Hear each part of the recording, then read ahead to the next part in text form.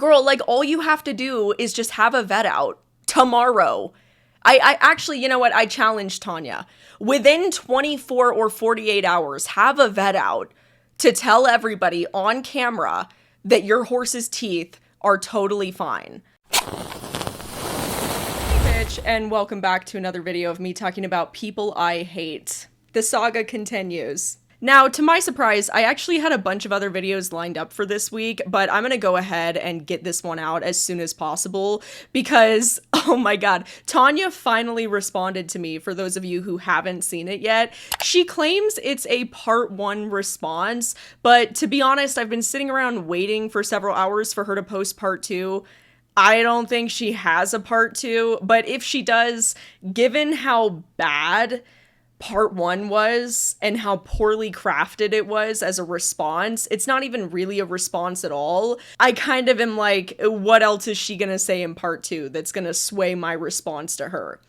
However, if you haven't seen the last 2 videos now that I've posted about Tanya, go check those out. You'll get all the context you need. But essentially, the main criticisms that I have of Tanya is that she is participating in neglect-based abuse of her horse. She has a stallion that is being backyard bred, and also that this horse is being abused by being kept in social isolation. And also that this horse is being abused by Tanya allowing his teeth to be worn down to little tiny nubs in his mouth, where he has lost the basic life functions of a normal horse. This is what you call neglect-based abuse. If you are interested in extra content from me, you can become a channel member here on YouTube or check out my Patreon account. The link is in the description down below. Hey bitch, Tanya would absolutely never sit down for a podcast interview with me. She would absolutely never agree to speak to me in person. It's like they have the IQ of a 5-year-old. Actually, I think 5-year-olds are smarter than this. So for those of you that don't know, Raleigh is a YouTube influencer who puts down other equestrians.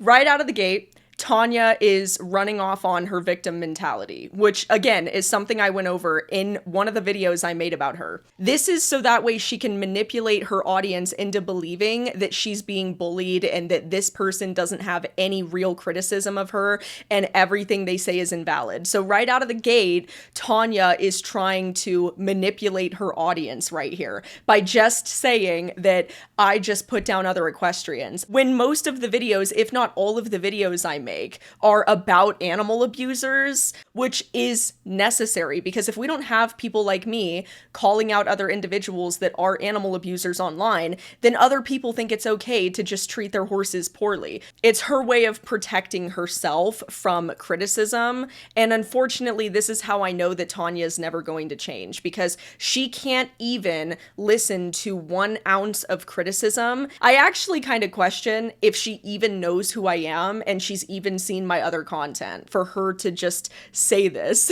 But major self-reporting right out of the gate by Tanya. She doesn't even know how to pronounce my name properly. The proper enunciation of my name is Raleigh, which is a very common English name. I'm literally named after a prominent English figure. I don't know, I just thought that was really funny that she can't enunciate my name properly given how it's an English name. She's struggling for content at the moment and she's decided to make multiple videos about me, nitpicking everything that I do and everything about my horse. So I'm just going to give in and respond to her. Okay, another deflection tactic here. Immediately saying that I'm struggling for content at the moment, I'm using her for views, therefore everything I say is invalid. Which is quite hilarious to say to somebody that has a significantly larger audience than you. Girl, like what? You probably should understand that person's analytics before you say anything so stupid. I literally average more than 1 million views a month on my channel. I absolutely do not need Tanya for views, a significantly smaller creator who's honestly just an annoyance to me and an animal abuser at this point. But again, this is just a deflection tactic, so that way she can convince her audience that I'm just using her for views and content. Okay, so the reason that I have never responded before is because your whole site and your whole personality seems to be just putting other equestrians down. And the things you've been saying about me are just not factual or true. I literally respond to the things that come out of your mouth. All the videos I've made about you is me addressing the animal abuse that you have openly posted on your own page. You have openly posted and talked about how your horse has worn his teeth down to little nubs where he is no longer capable of functioning like a normal horse. You have openly talked about how your horse has been socially isolated his whole life and how you think it's okay that you do not allow your horse to be with other horses, which contributes to this cycle of him being chronically stressed and sexually frustrated. She's the one who has exposed herself for being an animal abuser, and she just can't stand the fact that I've called her out on that. She has never addressed the fact that she's a backyard breeder, which she is. I don't know what a backyard breeder is, but I didn't really want to have a stallion in the first place. I ended up with one, and a few people asked if they could use him, and that's it. I didn't know it was a crime. That is being a backyard breeder. I don't know what a backyard breeder is. Then don't say that you're not a backyard breeder if you don't even know what a backyard breeder is. This is why I don't believe that Tanya actually watched my video. A backyard breeder is an unethical or unqualified animal breeder, usually operating on a small scale, who breeds animals, most often dogs, cats, or horses, without proper knowledge, health testing, or concern for the welfare of the animals. Unlike responsible breeders, backyard breeders are motivated by profit, convenience, and personal reasons, like wanting their own pet to have babies, rather than improving the breed and ensuring healthy, well-adjusted offspring. Tanya has openly stated that she wants to breed this horse because she wants more of his offspring. Backyard breeder. Tanya has openly stated that this horse is not tested for WFFS. Backyard breeder. This horse is also a crossbred horse. Backyard breeder. This horse also does not exemplify proper breed standards. Backyard breeder. Tanya is a backyard breeder through and through. How am I saying things that are not factual when these are things that you are openly saying about yourself? I mean, truly, this video is major self-reporting on Tanya's intelligence. And she's acting like this stallion was bummed off on her. Horses can be gelded and castrated at any age. They are never too old to be castrated. The reason he's not on the AES register anymore is because he's been retired from breeding for a good 5 years and you have to pay yearly, so I just took him off it. I'm not a breeder. I just had this horse and a few people wanted to use him, so... That's a backyard breeder. That is what a backyard breeder is, dude. Oh my god. Girl, do you even hear the words that are coming out of your mouth? Sorry if that offends you. She's never addressed the fact that she's abusive to this horse by neglecting his teeth. Okay, so just to clear this one up, through experience, not Google references, because you just highlight Google references of what cribbing does to a horse and say that all horses, you can stop them cribbing. That's not true. All of the things that I have referenced and cited are actual peer-reviewed veterinary studies and data. And since Tanya actually thinks I'm lying here, let me show you the studies that I'm referencing. The JAVMA published a case series, case control, across 2 vet teaching hospitals, which found a significant association between the history of cribbing and small intestinal EFE, which is a severe, often surgical colic in 68 cases. This was posted directly by AVMA journals. Again, moving forward to Equine Veterinary Medical Journal, in 2008, they published 2 papers, which had prospective case control and international studies, which featured crib biting, wind sucking as a risk for EFE, among other management risks. Moving forward into the BMC veterinary research posted in 2014, they cited how 367 horses that crib and windsuck, owners reported 35% had colic and 20% had colic within the prior 12 months, showcasing how the frequency and severity of cribbing is directly correlated with a higher colic risk in horses. Next here, we're talking about the Applied Animal Behavioral Science Review, which was published in 2010, which synthesizes evidence that crib biting is associated with abnormal incisor wear and weight loss. Veterinary dentistry resources likewise recognized the cribbing-related incisor damage as a clinical issue.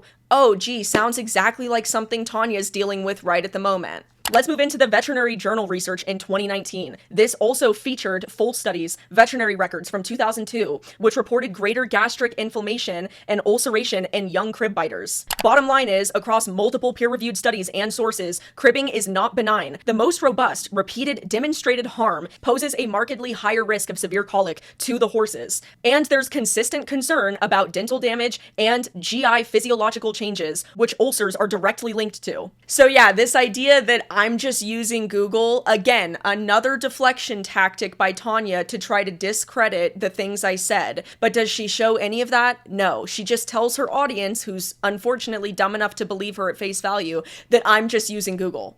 That's not true, and that is a fact. Especially with socks and many other horses. Some horses, you can stop them cribbing and it's fine. Some horses, it stresses them out more. I tried all the methods with socks and he paced, he got more and more stressed. He's always cribbed from when I've known him, whether he learnt the behaviour from his mother or whatever. Oh my God. This is literally why I just know that Tanya didn't even really watch my video at all. Because if she had watched my video, she would understand how horses that crib, like I literally just went over, have a significantly increased risk of colic. So all these people who are like, oh, well, actually, I need to let him crib because otherwise he'll colic. Is that not just the dumbest thing you've ever heard in your entire life? She has never allowed this horse to be with other horses, which is probably exactly why this horse cribs the way he does. This is incredibly common, as I mentioned in my last video, among stallions that are kept in social isolation, which she has a stallion that she has admitted she keeps in social isolation. So this makes me really question if Tanya has even seen my video literally at all. He cribs and that's the end of it. If I try and stop him, he'd probably be dead by now through colic. So as far as the welfare issue is concerned, I am doing right by my horse. Now, Raleigh, whatever it is, I'm calling you out. I am going to invite you personally. Let's have you put your money where your mouth is. I am now inviting you personally to come over to my yard to meet me and Socks, and you can bring your welfare officers or your vets or what other professionals you want to waste your time with. We will document the whole thing, and then at the end of it, you can look me in the eye after spending a few hours with me and Socks and seeing the relationship and seeing the wonderful surrounding he's in, and you will look me in the eye and you can tell me that I have done a good job with this horse. So that's it. That's literally the whole video. What Tanya's doing right here, by saying that she's inviting me out to go talk to her and see Socks and bring vets and welfare people and whatever, this is called false compliance. Essentially, what she's doing here is agreeing with the request for me to sit down and speak to her in person, but secretly has no intention of actually following through with this. She's essentially hoping that it won't happen, that I won't accept this, that I won't fly out there to see her. People like this often have no real commitment to actually carry out these meetings. And the reason I say this is because I would love to fly out there. I would love to fly out there and go see Tanya and walk around her barn and bring a whole bunch of top vets in London to come see her horse. I can almost guarantee you with 100% certainty, the moment I actually do fly out there, Tanya's gonna flake and ghost me. Now, the reason I know this is because this bitch cannot even be bothered to sit down and watch my video that I made about her. The other reason I know that this is false compliance is because she's deflecting responsibility. And what I mean by that is she could easily post a video where she has her vet out and her vet is going over Socks's teeth and tells everybody that there is nothing wrong with Socks's teeth, that it's not a welfare issue, that vet, that DVM stands by that horse's treatment and the way that that horse's teeth look, and that his teeth are not an animal welfare issue. Furthermore, she could have the same vet out and post a video having this horse gelded. Problem solved. Tanya could solve all of her problems in a matter of one single vet visit, but she just won't do that. And instead, she is deflecting responsibility by saying that I need to be the one to fly out there to have a vet come out and look at her horse, and have a vet come out and say that this horse is fine being a stallion, that I need to be the one to do that when she's the one posting this content to the internet, and she's the one who could easily disprove this literally tomorrow. It's again just her trying to take blame and criticism off of herself. Girl, like, all you have to do is just have a vet out tomorrow. I actually, you know what? I challenge Tanya. Within 24 or 48 hours, have a vet out to tell everybody on camera that your horse's teeth are totally fine. Tanya, if you made it to this point in the video, which I doubt, I'd love to see in 24 or 48 hours you have a vet out to disprove everything I've said. That would be great. That would be fantastic.